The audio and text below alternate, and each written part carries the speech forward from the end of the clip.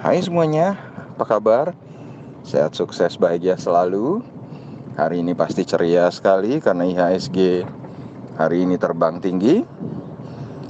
Dan bagi Anda yang belum subscribe, tolong di-subscribe, bagikan channel ini dan berikan komentar-komentar Anda. Dan juga aktifkan lonceng notifikasi, karena itu semua akan memberikan semangat lebih bagi kami untuk terus menyajikan konten-konten terbaik setiap harinya. Bagi Anda yang selama ini telah mendukung kami ucapkan terima kasih dan kami doakan Anda selalu diberikan kesehatan, rezeki dan kebahagiaan yang melimpah. Mari kita mulai market review untuk perdagangan hari ini yang luar biasa. Kenapa luar biasa? Yang pertama, tentu saja karena IHSG naik tinggi 1,8% atau 108,274 poin ke 6.118,402. Yang lebih luar biasa lagi adalah total transaksi hari ini yang juga luar biasa jumbo, yaitu 22,270 triliun rupiah. IHSG dibuka di 6.046,866 yang sekaligus juga merupakan titik terendahnya. Sedangkan titik tertinggi IHSG adalah 6.123,953. Dan akhirnya ditutup, kembali kami ulangi, di 6.118. Tercatat 278 saham menguat dan 209 saham melemah. Pendorong IHSG hari ini adalah adanya statement dari Presiden kita, Bapak Jokowi Widodo, yang menyatakan bahwa vaksin akan diberikan gratis pada semua orang, dan Presiden Joko Widodo akan menjadi orang yang pertama untuk divaksin untuk membuktikan keamanan vaksin tersebut. Market capital atau nilai pasar dari IHSG sendiri saat ini adalah 7.145,050 triliun. Dan investor asing hari ini tercatat melakukan beli bersih sebesar 854,48 miliar di market reguler. Tapi karena ada penjualan di market nego dan tunai, sehingga di keseluruhan market investor asing hanya mencatatkan total beli bersih sebesar 710,17 miliar rupiah. Dan kalau kita lihat di LQ45 sendiri, kenaikan LQ45 tercatat lebih signifikan lagi, di mana tercatat kenaikan 2,47% atau 23,338 poin ke 970,064. Sedangkan LQ45 sendiri sebenarnya harga tertinggi year to date-nya adalah 1036,620 dan harga tertinggi maksimalnya adalah 1132,920. Dan kalau kita lihat memang di market regional Asia hari ini, di mana indeks Nikkei 225 Tokyo Jepang mengalami kenaikan 0,26% atau 69,561 poin ke 26.757. Hang Seng Indeks Hong Kong mengalami kenaikan 0,97% atau 253 poin ke 26.460. STI atau Straits Times Index Singapura mengalami kenaikan 16,080 poin atau 0,56%. Dan SSIC atau Shanghai Composite Index mengalami penurunan 0,01% atau 0,250 poin ke 3.366,980. Jadi jelaslah bahwa IHSG hari ini adalah yang paling perkasa di Asia. Sedangkan kalau kita lihat dari daftar saham-saham yang dijual oleh investor asing, ICBP tampil sebagai juaranya dengan net foreign sale sebesar 51,1 miliar. Sahamnya naik 75 poin atau 0,77% ke 9.775. Indofood Sukses Makmur atau INDF berada di tempat kedua, net foreign sale 43,7 miliar. Dan sahamnya tidak berubah seperti penutupan hari kemarin di 6.900.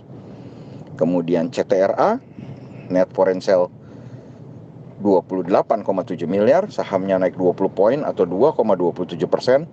ke 900 poin, sekaligus menjadi yang tertinggi di dataran saham-saham yang di net foreign sale. Kemudian PTPP di tempat keempat, net foreign sale 23,5 miliar. Sahamnya turun 10 poin atau 0,63% ke 1.570. Dan yang terakhir adalah Astra Agro Lestari atau AALI, net foreign sale 16,2 miliar. Sahamnya naik 250 poin atau 2,11% ke 12.100. Sedangkan saham-saham yang paling banyak dibeli oleh investor asing, nomor 1 tentu saja adalah Bank Sentral Asia atau BBCA, net foreign buy 437 miliar.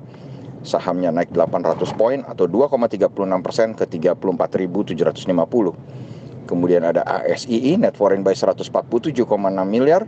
Sahamnya naik 175 poin atau 2,94% ke 6.125. Kemudian Merdeka Cooper Gold atau MDKA, net foreign buy 44,5 miliar.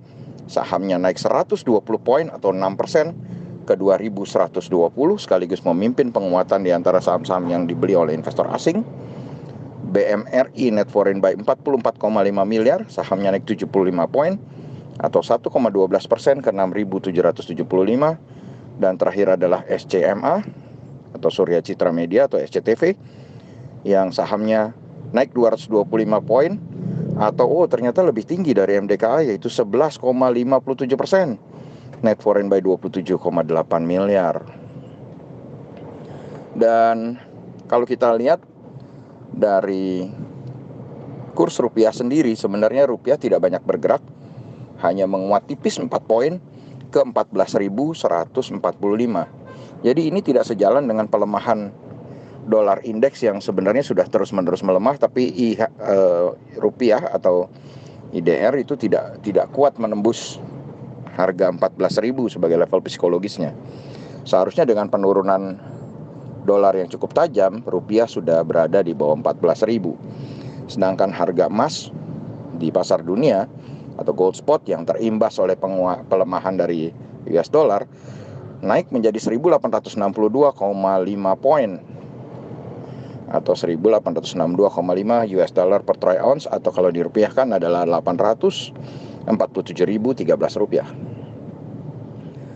Dan kalau kita lihat dari pembukaan market Eropa, di mana market Eropa mengalami kenaikan cukup tajam, FTSE 100 Index London menguat 1,17% atau 76,46 poin ke 6.589, dan Xetra DAX Frankfurt mengalami kenaikan yang lebih tajam lagi, 1,63% ke 217,84 ke 13.581,150 poin. Jadi market Eropa kalau kita lihat naik dengan signifikan, sedangkan itu dipicu oleh menurunnya kembali DXY atau dolar indeks yang melemah kembali 0,33% ke 90,170. Sedangkan Dow Jones Index Future tampil menguat 0,22% atau 65 poin ke 30.268. Jadi kalau kita lihat dari apa yang disajikan oleh market Eropa dan market Amerika saat ini, maka besar kemungkinan besok market regional Asia akan kembali berada di zona hijau, tergantung dari apa hasil yang dikeputusan oleh Federal Reserve atau Bank Sentral Amerika. Jadi kami mengambil posisi untuk hari ini adalah 53% sampai 54% market besok adalah hijau. Tapi kita masih mesti mengkalibrasi penutupan market Eropa dan Amerika nanti malam untuk memastikan bagaimana keadaan IHSG besok, karena hari ini IHSG naik sudah cukup tajam. Demikianlah apa yang bisa kami sampaikan hari ini, semoga bermanfaat bagi kita semua. Tetap sehat, tetap semangat, maju terus mencapai profit maksimal di pasar modal Indonesia, dan jangan lupa untuk selalu berusaha berbahagia dalam kondisi apapun.